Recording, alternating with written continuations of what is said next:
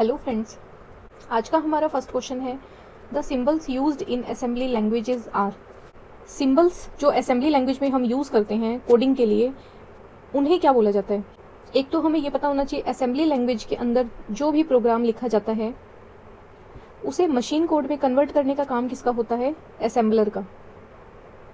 अब ये कोड लिखा कैसे जाता है, जैसे अगर कोई हमें नंबर चाहिए तो हम करते हैं लोड ए, मतलब ए के अंदर कोई वैल्यू है वो हमने लोड की रजिस्टर के अंदर, लोड करते हैं बी।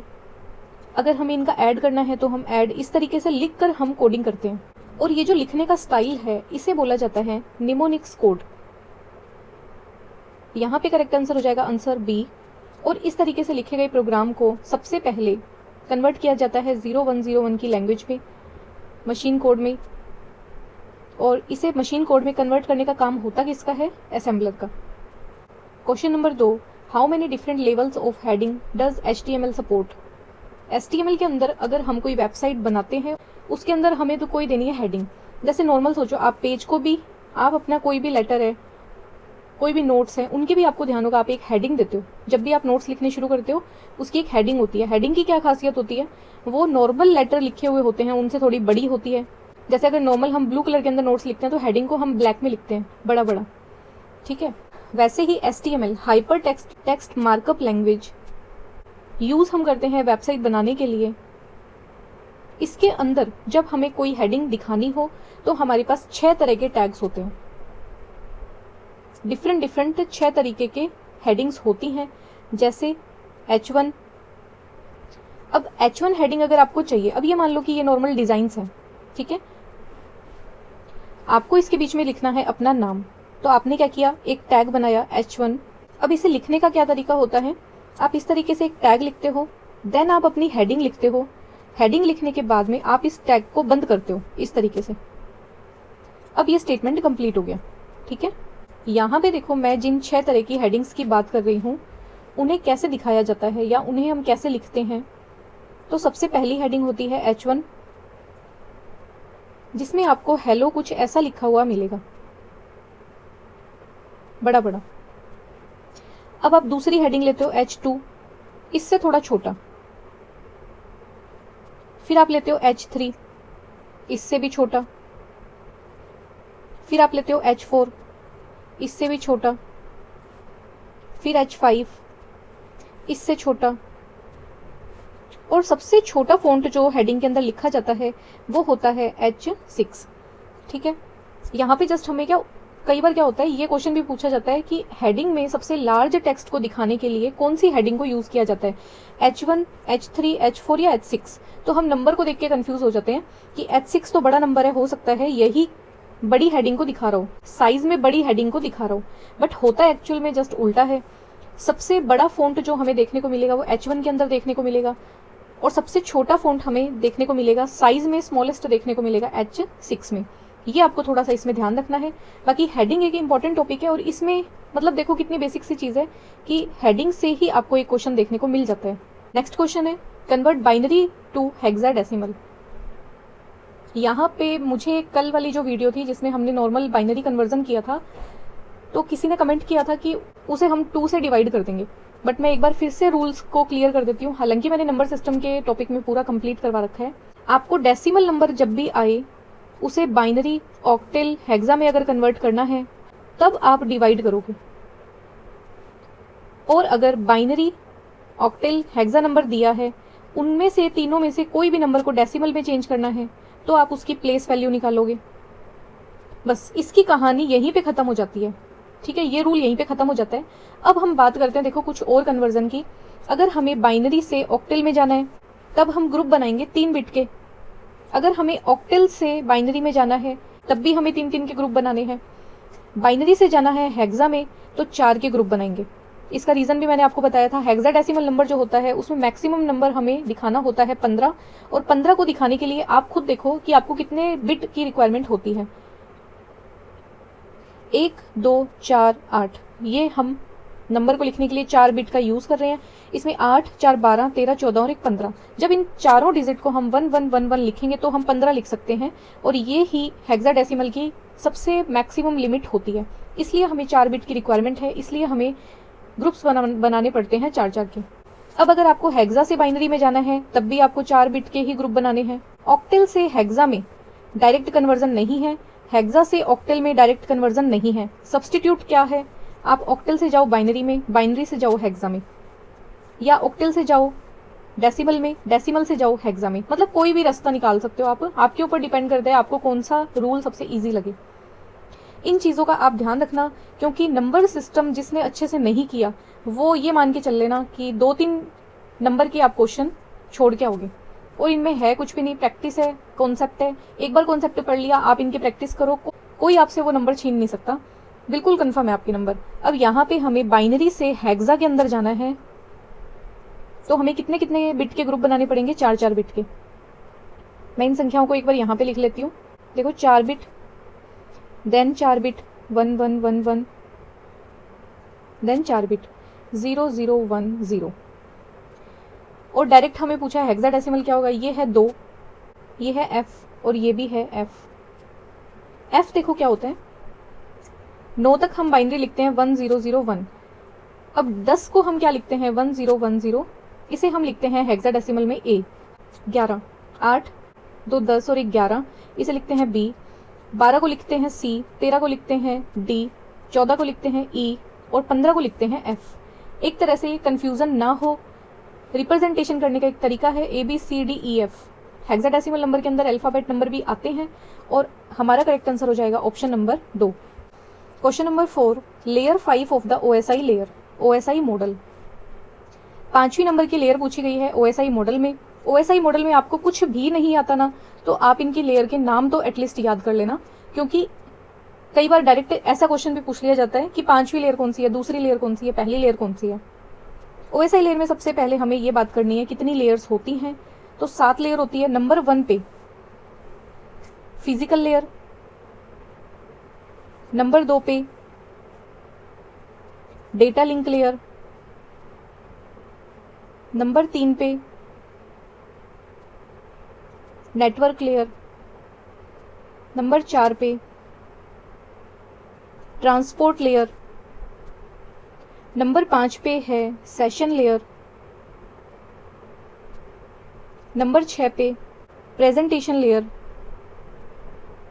और नंबर 7 पे है हमारी एप्लीकेशन लेयर।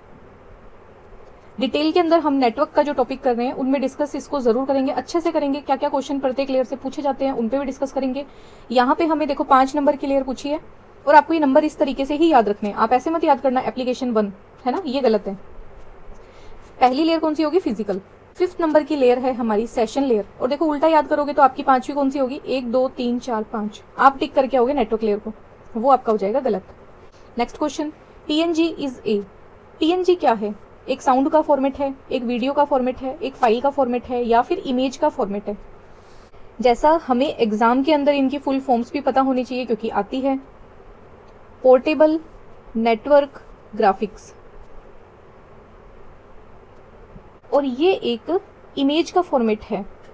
ठीक है, तो इसके बारे में आप ध्यान रखना, इसकी फुल फॉर्म इंपॉर्टेंट है और ये किस वजह से हम यूज करते हैं, तो पीएनजी एक इमेज का फॉर्मेट है। Next question, which of the following is not operating system for the mobile computing. ये टॉपिक हमने ऑपरेटिंग सिस्टम में कंप्लीट किया था। सिम्बियन ओएस ये है पर्टिकुलर जो नोकिया के फोन थे उनके लिए बनाया गया ऑपरेटिंग सिस्टम, तो ये नोकिया के फोन के लिए। Palm OS graphical user interface के ऊपर टच स्क्रीन का जो पहला फोन आया था 1962-63 के आसपास में पाम ओएस ज्यादा पॉपुलर हुआ था। ईयर आप थोड़ा सा कंफर्म कर लेना। हाथ में लेने वाला सबसे छोटा कंप्यूटर, इसके अंदर हम कुछ फाइल्स खोल सकते थे, टच स्क्रीन की फैसिलिटी भी दी गई थी। ये नाम कई बार एग्जाम में यूज लिया जाता है, तो आप इसको क्लियर रखना, ये एक ऐसा ऑपरेटिंग सिस्टम था जो फोन के अंदर आया था। विंडोज मोबाइल, तो नोकिया के ही फोन आपने देखे होंगे, उसमें विंडोज का इंटरफेस भी देते हैं वो, उस वजह से हम बोल सकते हैं कि नोकिया के जो फोन है उसमें विंडोज ऑपरेटिंग सिस्टम आया था। यहाँ पे करेक्ट ऑप्शन हो जाएगा नॉट ए ऑपरेटिंग सिस्टम। ये नेटवर्क से रिलेटेड टर्म्स है, इस नाम से कोई ऑपरेटिंग सिस्टम नहीं है। करेक्ट ऑप्शन हो जाएगा option number B. Next question, dash is the process of lifting the process from memory and placing it on the disk. अब जैसे मैंने आपको स्टार्टिंग से बताया है, मेमोरी जब भी नाम आएगा, एग्जामिनर मेमोरी एग्जामिनर या कोई भी ऑथर, जो भी आप बुक पढ़ोगे, मेमोरी लिया जाता है यूज़ मेन मेमोरी के लिए, जिसे हम बोलते हैं रैम। जब भी बात आएगी स्टोरेज की, स्टोर की, तब हम किसकी बात करेंगे? हम बात करेंगे डिस्क की, हम बात करेंगे हार्ड डिस्क की। ठीक है, ये चीज़ें आप क्लियर रखना। अब क्वेश्चन क्या पूछा जा रहा है? एक ऐसी प्रोसेस जिसमें आपको लिफ्ट करना है, किसी प्रोसेस को मेन मेमोरी से प्लेस करना है डिस्क के अंदर। मतलब ये आपकी मेन मेमोरी है, यहाँ से आप कोई प्रोसेस को उठा के रख दोगे डिस्क के अंदर, इसे क्या बोला जाता है? ये क्वेश्चन है। ठीक है, तो देखो दो प्रोसेस होती है, एक तो मेन मेमोरी से डेटा को या प्रोसेस को उठा के डिस्क में रखना, एक डिस्क से उठा के उसको मेन मेमोरी में लेके आना। तो जब भी डिस्क से उठा के हम कोई प्रोसेस को, कोई डेटा को मेमोरी में लाते हैं, उसे बोला जाता है स्वैपिंग इन। और जब मेन मेमोरी से डेटा को वापस उठा के डिस्क में रखा जाता है, उसे बोला जाता है स्वैपिंग आउट। करेक्ट ऑप्शन हो जाएगा हमारा option number D. Next question, how to close a presentation in PowerPoint. PowerPoint में अगर आपको अपनी जो प्रेजेंटेशन है उसको बंद करना है, तो आप क्या शॉर्टकट की कमांड को प्रेस करोगे? देखो कंट्रोल सी होता है कॉपी करना, कॉपी कमांड है ये। तो एल्ट ओ ऐसी कोई कमांड नहीं होती, और क्लोज करने की कमांड होती है कंट्रोल डब्ल्यू। यहाँ पे करेक्ट ऑप्शन हो जाएगा option number 1। Next question, which level of abstraction describe how the data are stored in the database. इन चारों ऑप्शन में से कौन सा एक लेवल, किसका लेवल, एब्स्ट्रैक्शन का लेवल, ये डिस्क्राइब करता है कि डेटा एक्चुअल में कैसे स्टोर किया है, डेटा डेटाबेस में स्टोर कैसे किया जाता है। क्वेश्चन क्या पूछ रहा है ये? स्टोर कैसे किया जाता है, how data are stored in database. Level of abstraction में देखो, एक होता है फिजिकल लेवल, इसको हम एक नाम से और जानते हैं, वो है इंटरनल लेवल। एक होता है व्यू लेवल, इसे हम एक नाम से और जानते हैं, वो है एक्सटर्नल लेवल। एक होता है लॉजिकल लेवल, इसका दूसरा नाम है कॉन्सेप्चुअल लेवल। और देखो एब्स्ट्रैक्शन लेवल के ये तीनों पार्ट्स होते हैं, तो ये ऑप्शन तो गलत है। अब इन तीनों में से हमें ये देखना है कौन सा एक लेवल ऐसा है जो ये बताता है कि डेटाबेस के अंदर डेटा को कैसे सेव करते हैं, ये कौन सा लेवल बताएगा। व्यू लेवल और एक्सटर्नल लेवल, इसके बारे में आप हमेशा क्लियर रखना अपने दिमाग में। ये लेवल होता है यूजर के लिए। और यूजर को क्या मतलब होता है? यूजर सिर्फ इतनी सी कमांड देगा, एक क्वेरी देगा डेटाबेस के अंदर कि मुझे वो स्टूडेंट्स के नाम बता दो जिन्होंने टॉप किया है पूरे स्कूल में, प्रत्येक क्लास में 1 to 12th, मुझे उन बच्चों के नाम बता दो जिन्होंने टॉप किया है। यूजर सिर्फ एक क्वेरी डालना जानता है, उसे अपनी स्क्रीन पे अब आउटपुट चाहिए। ठीक है, इसे बोला जाता है व्यू लेवल और एक्सटर्नल लेवल। मतलब डेटाबेस को कौन कौन लोग कैसी कैसी दृष्टि से देखते हैं, क्या क्या चीजें उनको अलाउड है, या ये बोल सकते हैं डेटाबेस को यूज करने के तरीके अलग अलग यूजर के अलग अलग हो सकते हैं। यूजर के लिए सिर्फ इतना है, डेटाबेस एक ऐसा डेटा का सेट है जिसमें से वो कोई भी क्वेरी डालेगा तो उसको आउटपुट मिल जाएगा। कॉन्सेप्चुअल लेवल में क्या होता है?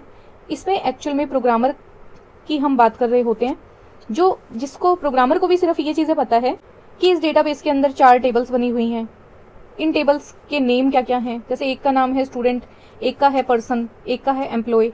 टेबल्स के नाम पता है,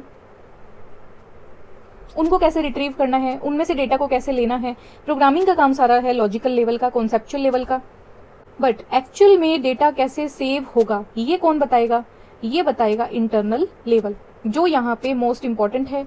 इंटरनल लेवल के ऊपर पूरा का पूरा एक तरह से बोलें कि स्वामित्व होता है, या फिर पूरा हक होता है डीबीए का। जो डेटाबेस एडमिनिस्ट्रेटर होगा, जो पूरे डेटाबेस को हैंडल कर रहा होगा, वो ही बताएगा कि मेरा जो डेटाबेस है उसमें डेटा कैसे सेव होगा, ये आपको मैं बताऊंगा।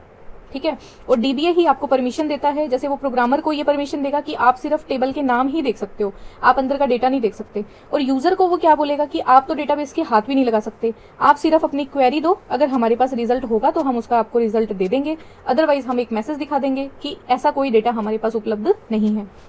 यहाँ पे करेक्ट ऑप्शन क्या होगा? How the data are stored in database, इसे डिस्क्राइब किया जाता है फिजिकल लेवल के द्वारा। ऑप्शन नंबर 1 हो जाएगा सही। क्वेश्चन नंबर 10, हमें न्यूमेरिकल रेंज बतानी है कैर की। कैर एक ऐसा डेटा टाइप है जो 2 बाइट का होता है।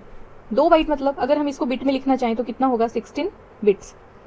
और इसकी अगर रेंज बताएं तो हमें पता है जो कंप्यूटर सिस्टम है उसमें हमारी काउंटिंग शुरू होती है 0 से, इसलिए 0 से 2 की पावर बिट कितनी है 16, उसमें से 1 माइनस कर देंगे। माइनस क्यों किया वो आपको पता होना चाहिए, हमने 0 से काउंटिंग को शुरू किया है। अगर 0 से काउंटिंग को शुरू नहीं करते तो होती 0 से 16, 1 से लेकर 2 की पावर 16 तक आप वैल्यू को जब कैलकुलेट करोगे वहां तक हमारी कैर की रेंज है, बट हमने काउंटिंग शुरू की है 0 से, इसलिए हम करेंगे -1। इसकी कैलकुलेशन देखो कैसे होगी। 2 की पावर 10, 2 की पावर 9 क्या होता है 512, 2 की पावर 10 होता है 1024, 2 की पावर 11 होता है 2048, 2 की पावर 12 होता है 4096, 2 की पावर 13, 2 की पावर 14 और 2 की पावर 15। आप इन संख्याओं को क्या करो, 4096 को 2 से मल्टीप्लाई करो, 2 छिक 12, 9 दूनी 18 और 1 19, 4 दूनी 8, 8192। ये किसकी है 2000, 2 की पावर 13 की वैल्यू। 2 की पावर 14 की वैल्यू कैलकुलेट करने के लिए क्या करना पड़ेगा, 8192 को 2 से मल्टीप्लाई करना पड़ेगा, फिर जो वैल्यू आएगी उसको फिर से 2 से मल्टीप्लाई करने का, तब 2 की पावर आएगी 15 और फिर आएगी 2 की पावर 16, तो ये हो जाएगा 65,535। करेक्ट ऑप्शन हो जाएगा ऑप्शन नंबर 4। आपको वीडियो कैसा लगा आप मुझे ज़रूर बताएं, इसी तरह बने रहें और चैनल को सब्सक्राइब ज़रूर करें। जो भी फ्रेंड्स आपके साथ तैयारी कर रहे हैं उनके साथ वीडियो को शेयर करें और आप खुद भी अपनी तैयारी को चेक करते रहें कि आपकी तैयारी किस दिशा में जा रही है। मिलते हैं नेक्स्ट वीडियो में। Thanks for watching.